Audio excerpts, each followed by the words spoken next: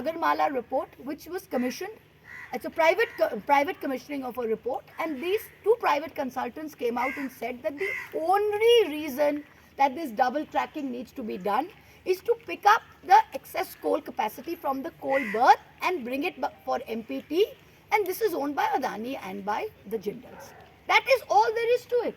So, and this is a landslide prone area. So when you have heavy coal laden trains going through, that is an additional harm to the environment. This church that we are standing on, this Utoda church, this vast tracts of heritage homes, 124 hectares is not a small area, are going to be completely removed. He gave us two slogans. One was Delhi Chalo and the other one was Jai Hind.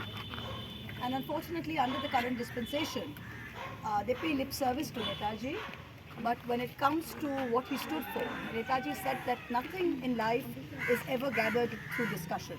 Agitation and taking risks are an integral part of any change. That is the philosophy that we must abide by today as we stand here, that this change is not going to come about by merely sitting and discussing, and that too with a dispensation that does not believe in discussion and dissent. We've seen with the farmers' agitation that when people believe in something and they're willing to fight for it, there is no power in the world that can stop them. It is when we don't A, believe in the cause, or B, have the tenacity to carry through with it, that people can ride roughshod over us.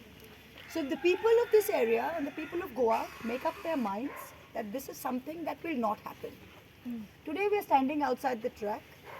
When this track was initially commissioned, even then there was frankly no need for it, because Goa is connected by rail, by road, by water, also by air.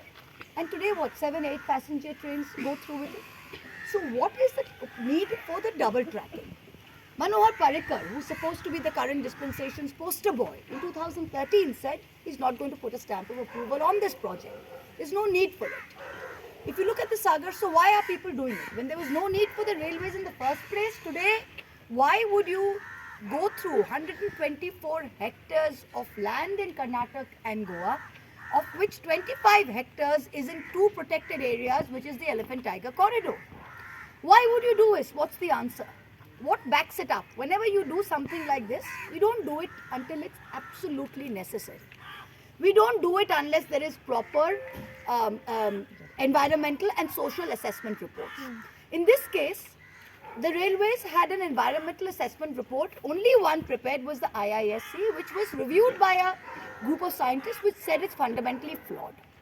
When you look at the Wildlife Institute of India, the WII, that report is conflicted because the people who wanted to do the project paid the WII 36 lakhs, they commissioned it for the project, after the WII had disengaged from the Ministry of Environment. So both of these are without what we call a mitigating report or a mitigation report, in which you look at the species and you look at the effect on the species and you look at the effect on the landscape. These are two fundamental things which have been ignored.